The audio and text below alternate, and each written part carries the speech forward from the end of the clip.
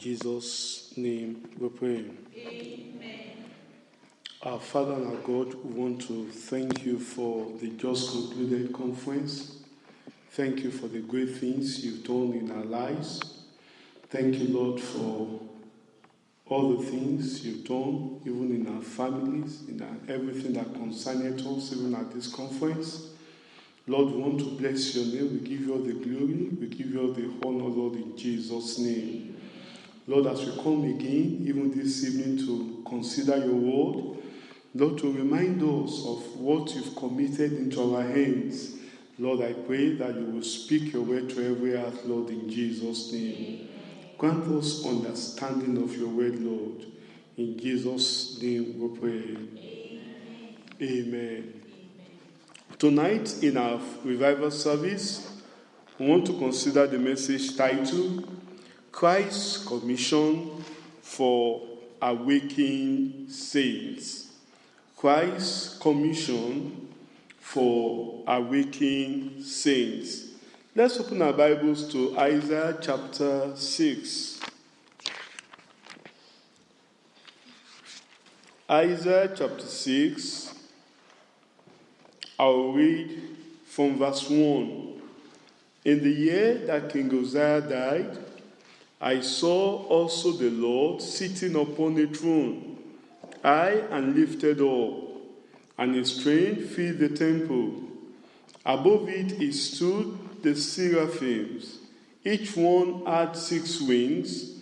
With twine he covered his face, and with twine he covered his feet, and with twine he did fly. And one cried unto another, and said, Holy, holy, holy is the Lord of hosts. The whole earth is full of his glory. And the posts of the doors moved at the voice of him that cried, and the house was filled with smoke. Then said I, Woe is me, for I am undone, because I am a man of unclean lips, and I dwell in the midst of a people of unclean lips. For my eyes have seen the King, the Lord of hosts. Then flew one of the seraphims unto me, having a live coal in his hand, which he has taken with the tongs from off the altar. And he laid it upon my mouth, and said, Lo, this has touched thy lips, and thy iniquity is taken away, and thy sin purged. Also I heard the voice of the Lord saying, Whom shall I send? And who will go for us? Then said I, Here am I, send me. Can we say that last statement together? Can we say it from the beginning? Then said I. Can we go from there? 1, 2, go. Then said I, Here am I, send me. You know, I know as Bible students and Bible readers, we are all familiar to the story here. You know, with the story here, here is the story of Isaiah, that had an encounter with the Lord at the time of King Uzziah. After the death of Uzziah, before this time, Isaiah has been involved in the preaching of the word of God. But, he has not been preaching it according to the way the Lord wanted him to do. And he had an encounter in this chapter 6 of Isaiah. The Lord met with him. And after the revival, the purging and the cleansing, the commission came unto Isaiah again. And the Lord said, Who will go for us? And he cried out, Here am I, send me. Here was a saint that was revived. Here was a believer that had been awakened, receiving a commission from the Lord. For those of us who have been at the conference, our lives have been touched. Our lives have been transformed. The Lord has done great things for us. But we need to know that the purpose of the Lord doing all those things for us is so that we can go for the Lord with the commission he has given to his people. And the same thing the Lord is telling us tonight. That's why we are considering a message like this, Christ's commission for the awakened saints. Saints that have been revived. When we talk about saints, I know you all know who we're talking about. These are people who have had an encounter with the Lord. We are called to be saints. We are called to be different. We are called to be separated unto the Lord. In Romans chapter 1, you see Paul the apostle there writing unto the saints. Look at what he told them, writing his epistle to the saints in Rome, in verse 7 of chapter 1. To all that be in Rome, beloved of God, called to be what? As he called to be saints, beloved of God. Before you can be a saint of God, you must be beloved of God. You must have experienced that love of God. You must have experienced that touch at Calvary. Not only that, it says, called to be saints, grace to you and peace from God our Father and the Lord Jesus Christ. There's always grace, there's always peace from God to those who are saints. And for such a saint, there is a commission that the Lord has given to the saints. Saints that are waking. Saints that have been taught. Saints whose life have been transformed. Like we see in the case of Isaiah in chapter 6. Not only that, let's open our Bibles, let's see the commission that the Lord has given to his saints in Matthew chapter 28. Matthew chapter 28. I'll read from verse 18 of Matthew chapter 28. And Jesus came and spake unto them, saying, all power is given unto me in heaven and in earth.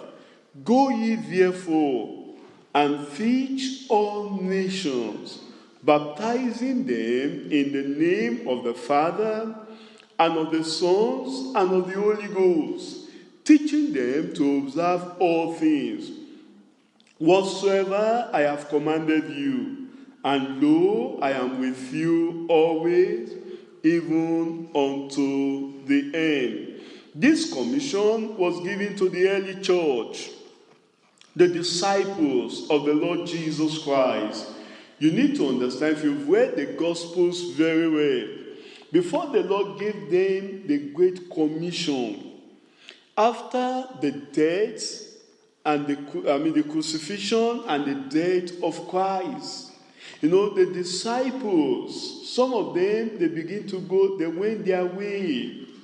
Peter said, I go a fishing. And the others say, oh, Peter, if you go a fishing, then we all go with you.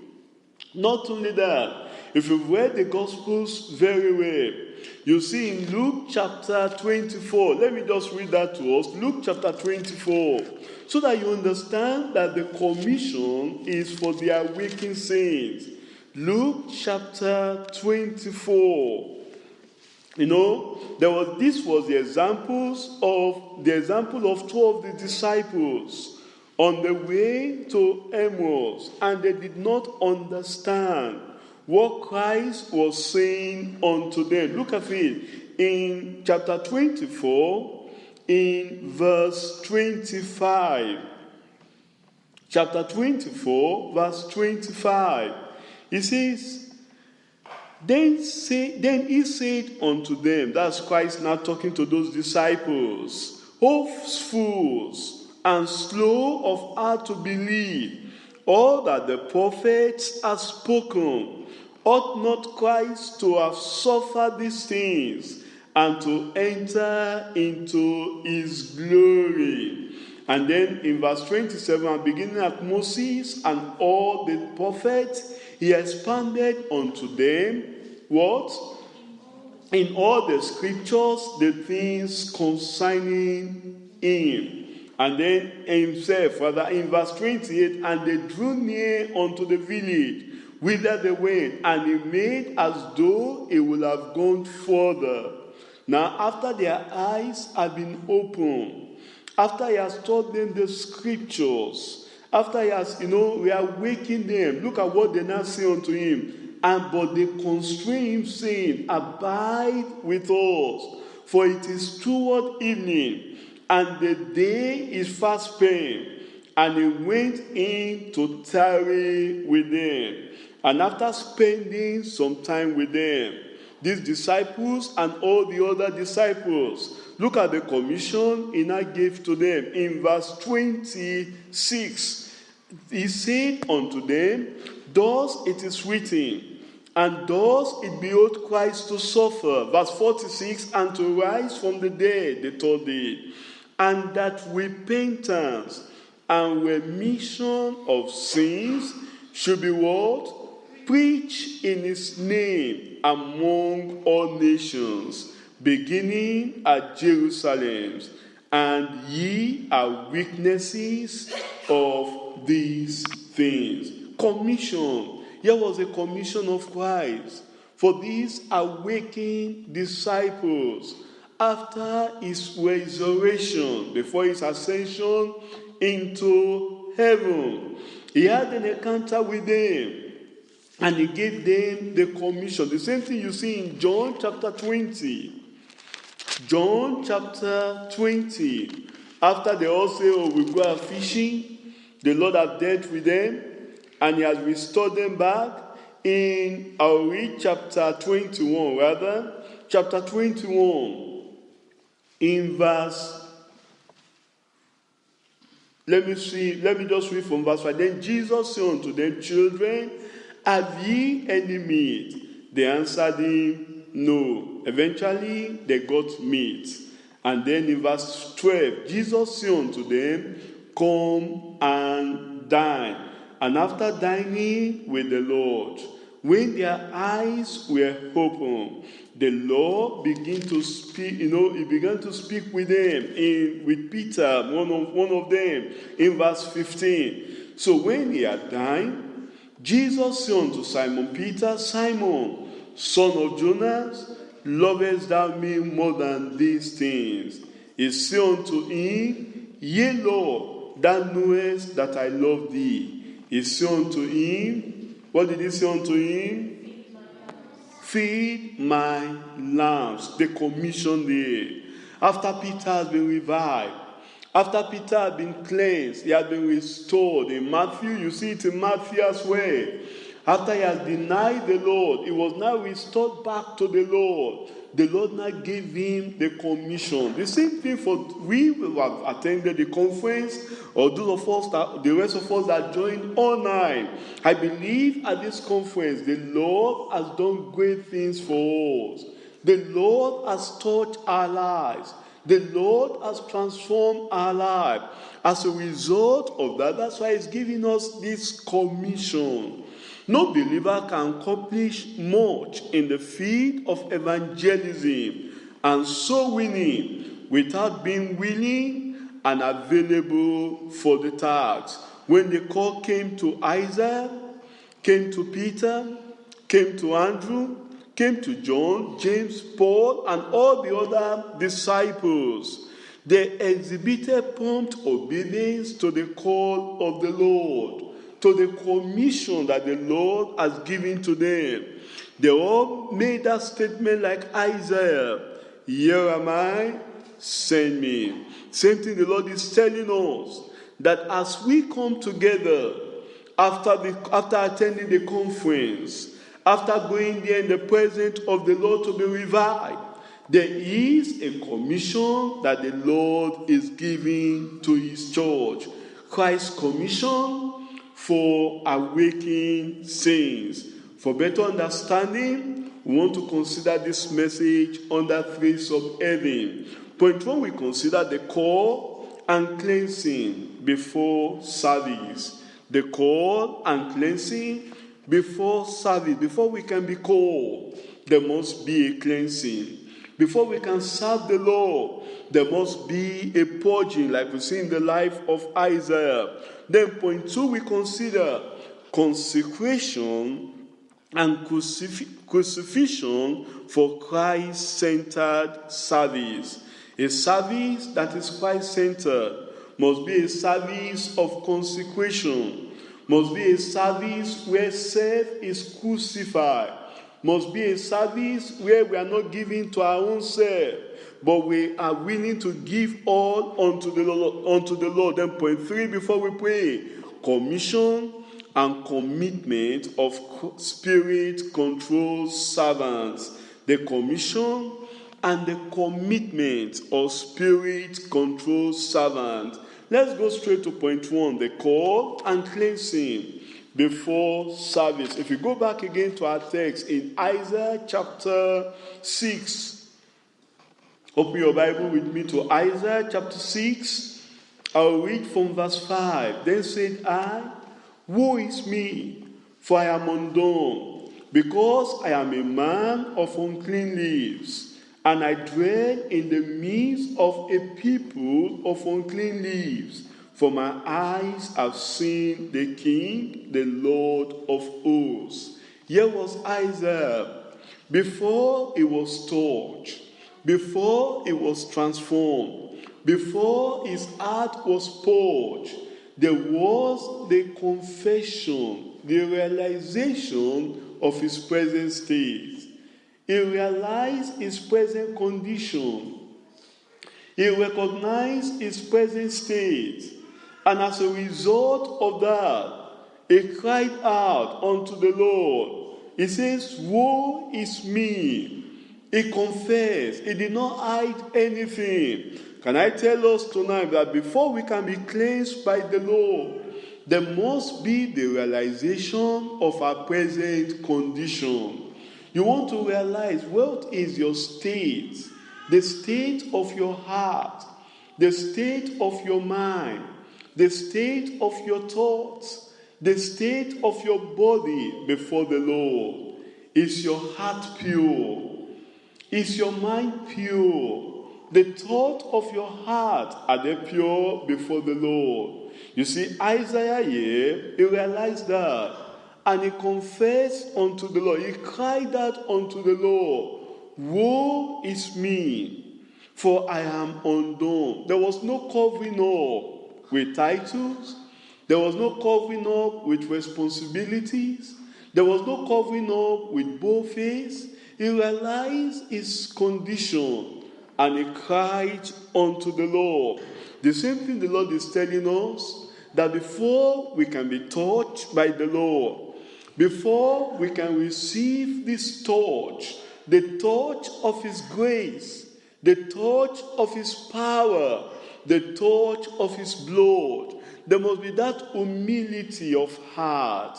We must not be proud before the Lord. We must not be proud in our say, well, I know I've been some years in the grace of the Lord now. You know, my life is pure. Are you sure, my brother?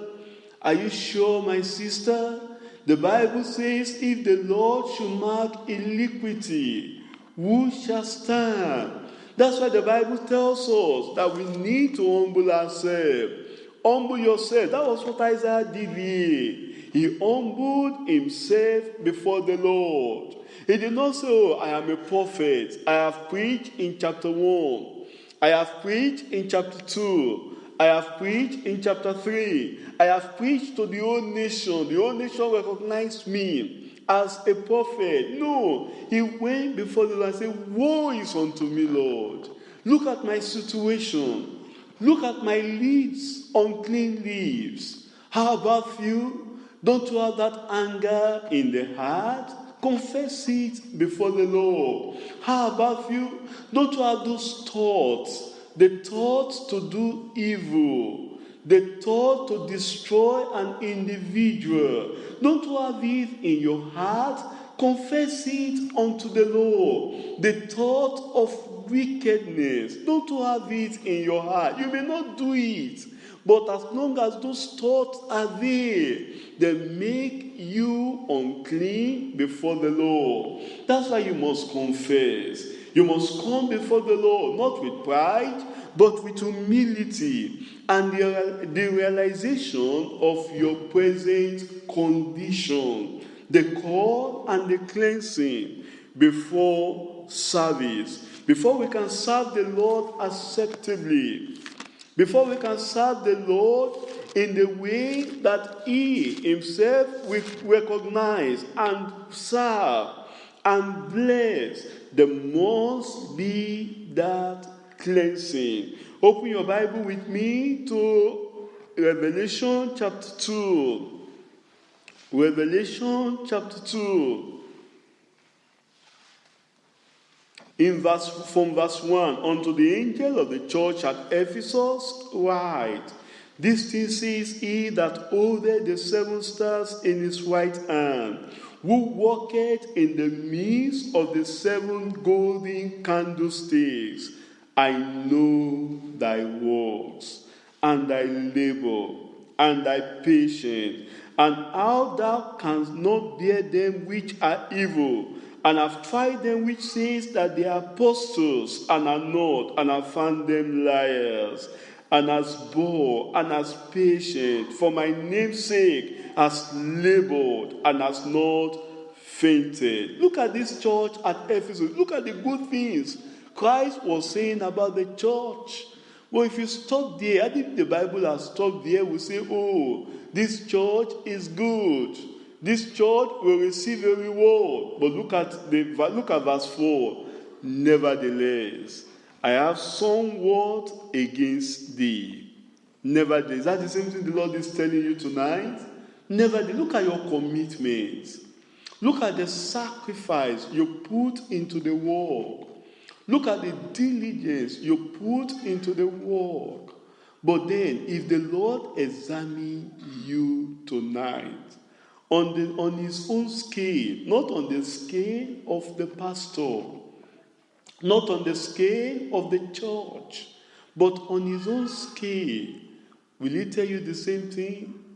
I've seen your patience, I've seen your labor, but nevertheless, I have somewhat against you.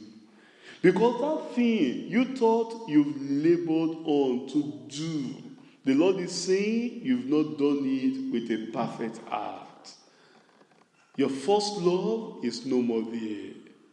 You see, that's what he was telling the church in Ephesus. He says, I have somewhat against thee, because thou hast left thy first love. My brother, is your first love still there? When you got converted 10 years ago, when you got converted even before you married, when you got converted before these children came into your family, into your own life, is that first love still there? My sister, examine yourself. Is the first love still there? Do you still love the Lord the way you loved Him when you got converted? If not, you've lost your first love. That's why before we can serve the Lord acceptably, there must be a realization and a recovery of our first love. God's call to service is exclusive. Not everybody can serve the Lord. Not every preacher you see on the internet or on the TV they are actually serving the Lord. Not every miracle worker, not every preacher are serving the Lord acceptably. Some are doing a service that will be consumed by fire, and they themselves will be consumed by that same fire. That's why, brethren, we need to examine ourselves before the Lord tonight. In 2 Timothy, the call and cleansing before acceptable service. 2 Timothy chapter 2. I'll read from verse 19. Nevertheless, The foundation of God standeth sure. Having this say, the Lord knoweth them that are his, and let everyone that nameth the name of Christ do what? Do what? Depart from iniquity. If you must serve the Lord, there must not be iniquity in your bosom. There must not be any evil in your heart.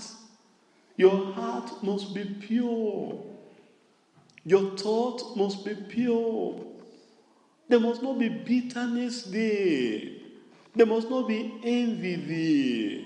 There must not be grudges in your heart if you must serve the Lord acceptably. If not, all those service will not be acceptable before the Lord. That's why we want to come before the Lord tonight. Isaiah received the purging. We will receive the purging. I say we will receive the purging. He says in verse 6 of Isaiah chapter 6, then flew one of the seraphims unto me, having a live coal in his hands, which he has taken with the thorns from off the altar. And he laid it upon my mouth, and said, Lo, this has touched thy lips, and thy iniquity is taken away, and thy sin purged. The Lord will purge us today. I didn't hear your amen. And we will be cleansed. And we will come and offer acceptable service unto the Lord in Jesus' name. There must be the confession. There must be the realization. There must be the humility. There must be the prayer unto God. And then we receive the purging and the cleansing from the Lord. No one can be productive and effective in evangelism, in soul winning, in the service of the Lord, while holding on to the plumb with one hand and the works of the flesh, sinful habit with the other hand. The call to salvation includes a call to cleansing and a call to the newness of life. And when we respond to that call in humility, in full confession, repentance, and faith in the atoning blood of the Lord Jesus Christ, we'll receive forgiveness, we'll receive cleansing, we'll receive pardon from the Lord. And then we can come and offer an acceptable service before the Lord. This leads us to point 2 quickly: consecration and crucifixion for Christ-centered service. Consecration and crucifixion for Christ-centered service. If we must offer a service that is Christ-centered, a service that will be rewarded, there must be consecration and the crucifixion of self. In Romans chapter 12,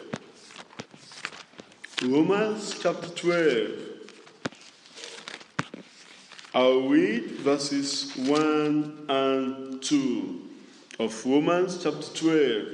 I beseech you therefore, brethren, by the mercies of God, that you present your bodies a living sacrifice, holy, acceptable unto God, which is your reasonable service. And be not conformed to this world, but be ye transformed by the renewing of your mind, that ye may prove what is that good and acceptable and perfect will of God. See here Paul the apostle writing to the Romans to come and present their body, lay their body as a consecrated vessels unto the Lord, a living sacrifice, holy and acceptable unto God. And as part of our Christ-centered service, there must be that consecration. The willingness to offer, to deny ourselves, and to lay all on the altar so that our service will be only on Christ. If we must give our Christ-centered service unto the Lord, there must be that consecration and that self-denial. Luke chapter 12. Open your Bible quickly with me to Luke chapter 12. I'll read from verse 26 of Luke chapter 14. Luke chapter 14, I'll read from verse 26. If any man come to me and eat not his father and mother and wife and children and brethren and sisters, yea, and his own life also. What did Christ say there? What did Christ say there? It cannot be. It cannot be. It's not possible to love Christ and your wife together. It's not possible to love Christ and your children together. It's not possible to love your husband and Christ together. Christ must be supreme. It must be the number one love of your life. If you must offer a Christ-centered service that will be rewarded, service that will be acceptable, Christ must be the priority of your life. Not the children, not your husband, not your wife, not your profession, not your mother, not your father, not anyone. That's what Christ is telling us here. He's not saying that we should have hatred for them.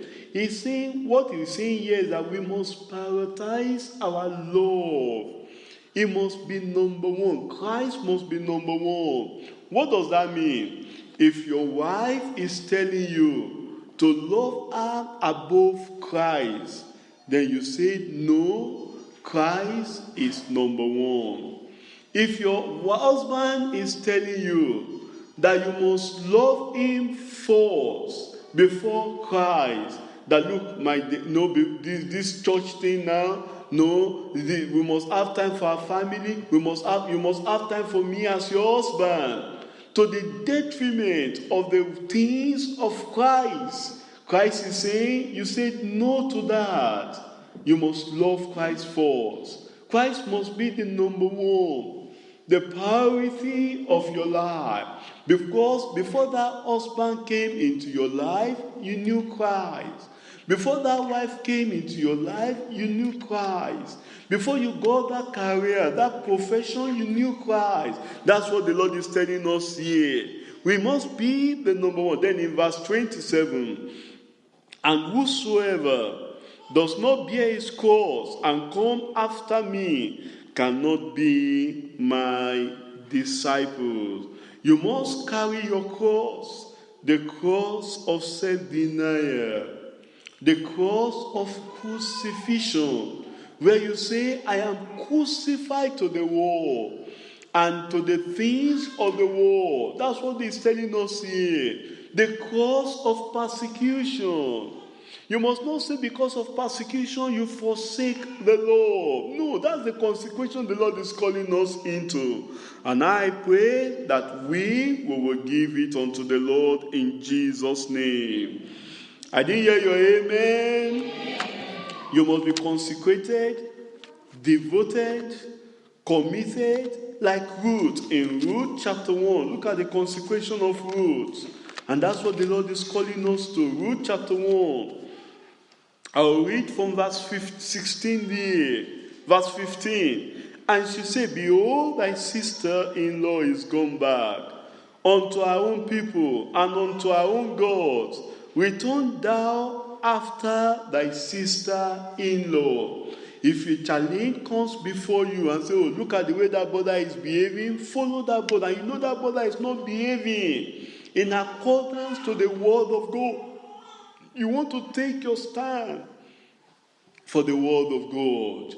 You see that sister, that so-called sister, she's not living in accordance to the word of God. You don't say, because that's the way that sister lived, me too, I will live that way. No, you take your stand. That was what Ruth did here. The challenge came to Ruth and said, Ruth, look at this.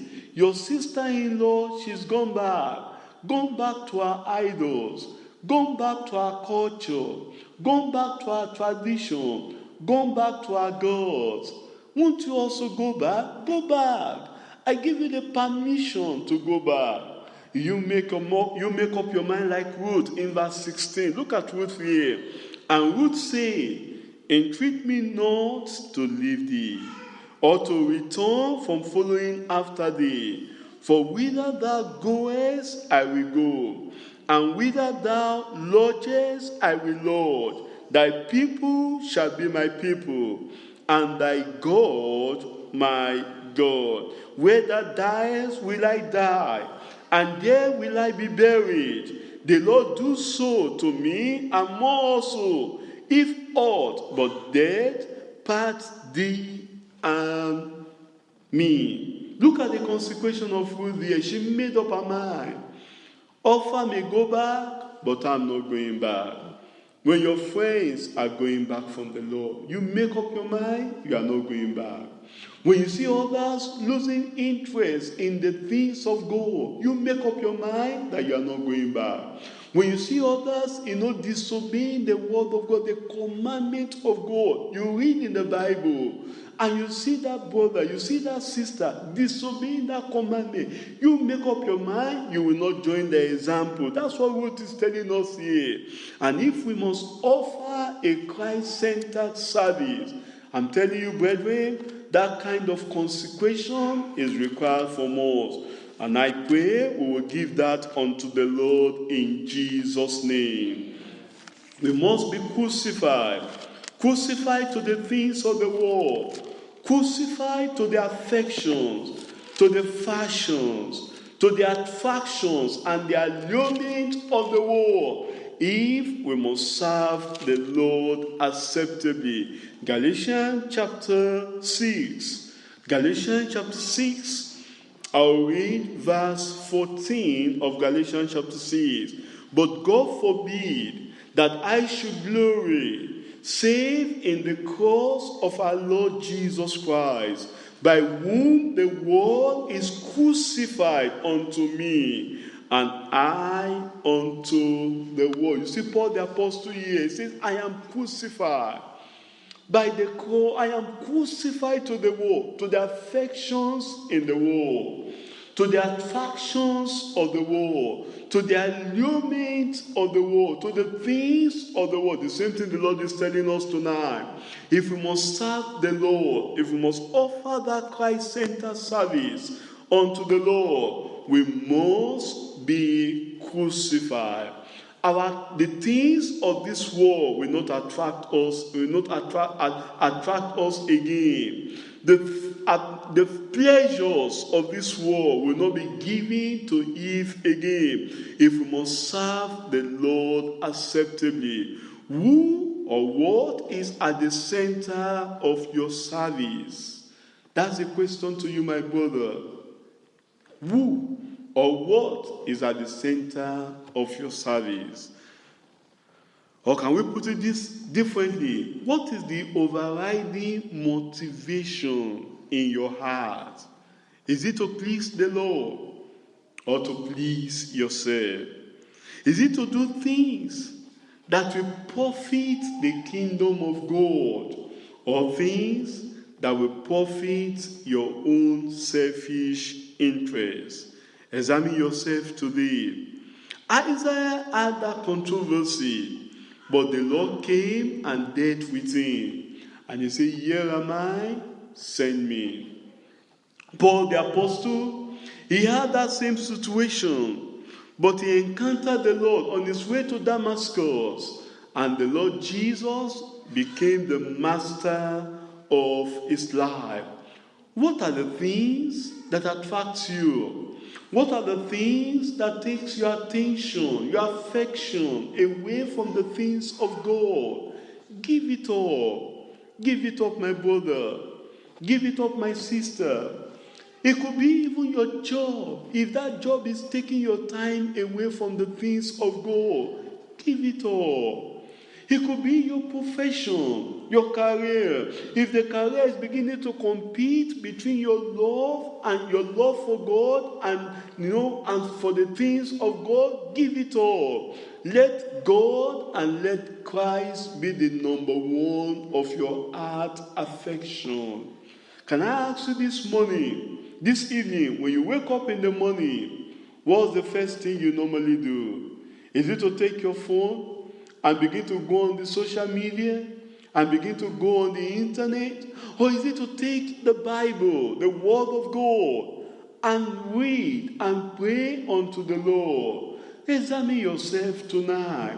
Anything that is overtaking the attention, the love for Christ away from you, give it up. And when you come like Ruth and lay your life on the altar, when you come like Paul the Apostle and say, I am crucified to the world and to the things of the world, that even said in Galatians chapter 2, look at Galatians chapter 2, in verse 20 of Galatians chapter 2, it says, I am crucified with Christ, nevertheless I live, yet not I, but Christ liveth in me.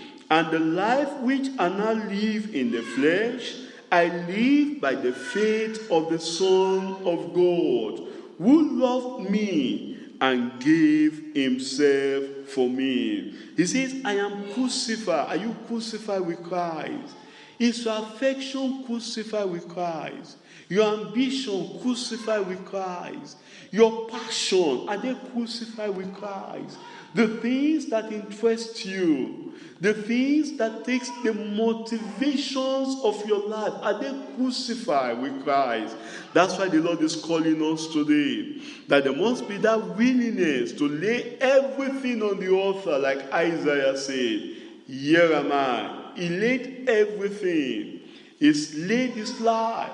The Lord is calling you to lay your life, to lay your time, to lay everything on the altar, your life ambition, and let him be the priority of your life. This leads us to point 3 quickly before we pray. Commission and commitment of spirit-controlled servants. The commission and the commitment of spirit-controlled servants. Isaiah responded, here am I, send me. Here am I, send me. He received the commission from the Lord. Who will go for us? Who will go for us? He told the Lord, here am I. Look at it in Isaiah. Look at the commission and the commitment of Isaiah. In verse 8 of Isaiah chapter 6, also I heard the voice of the Lord saying, whom shall I send? He heard the voice of the Lord. Are you hearing the voice of the Lord? Souls are dying. Your neighbors around you, are you hearing the voice of the Lord? Go and tell them. Your colleagues in the offices, are you hearing the voice of the Lord? Talk to her. Talk to him. His life is short. Preach to him. Are you hearing the voice of the Lord, my sister? Are you hearing the voice to talk to that your colleague, your schoolmate, your classmate? Preach the gospel to him. Preach the gospel to her.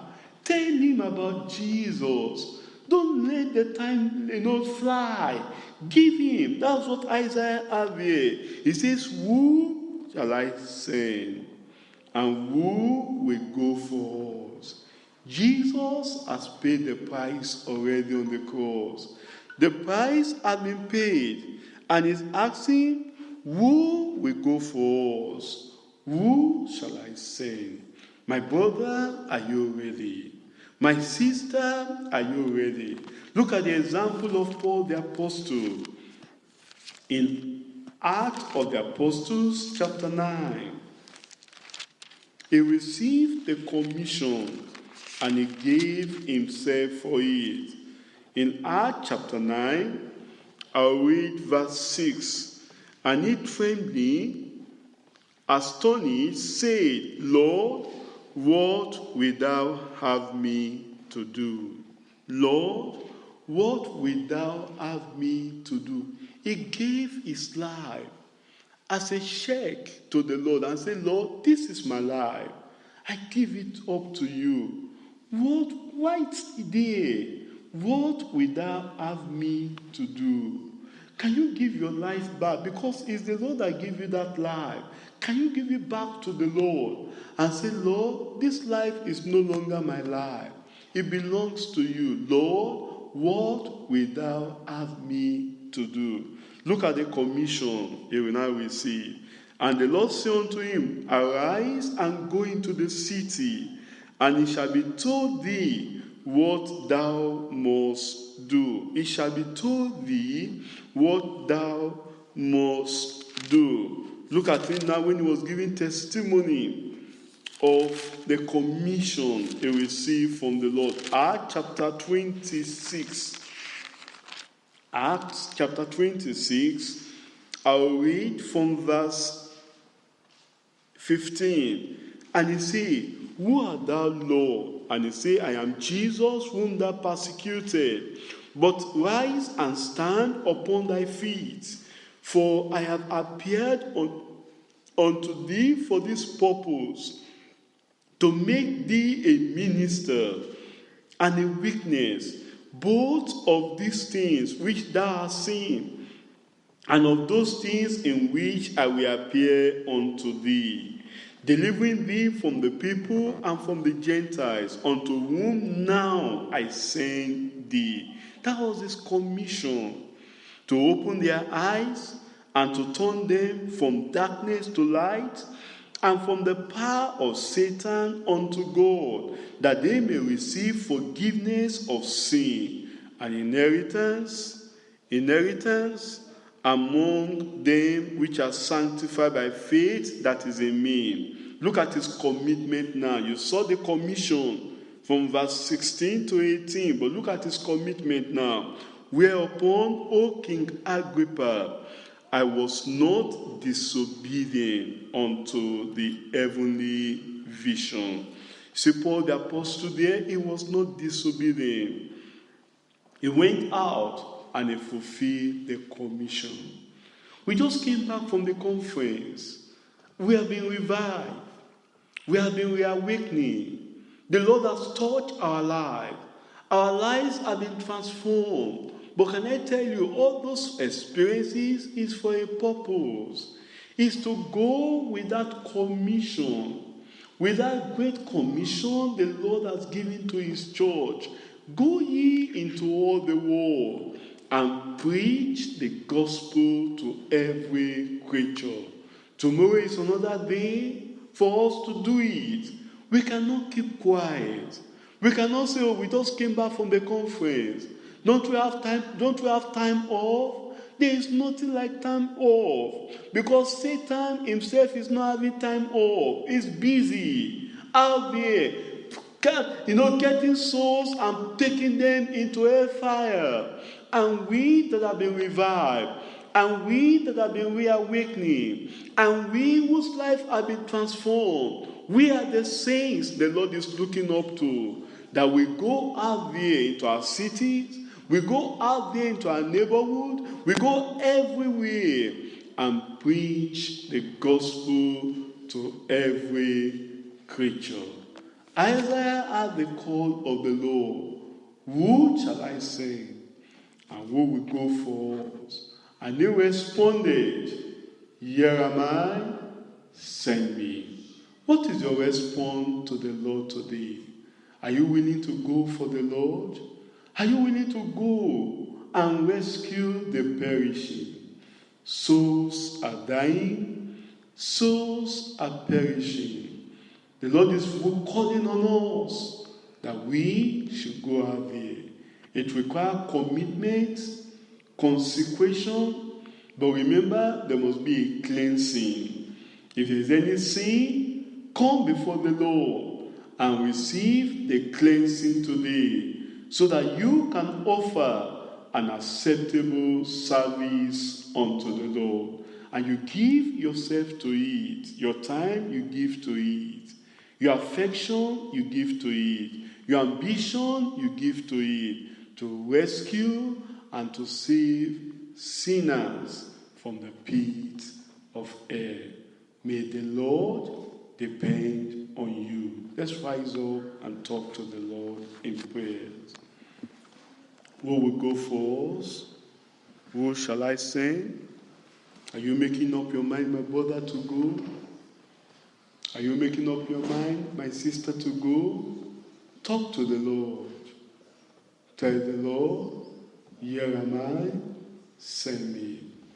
If there is sin in your life, come before the Lord and receive cleansing from the Lord.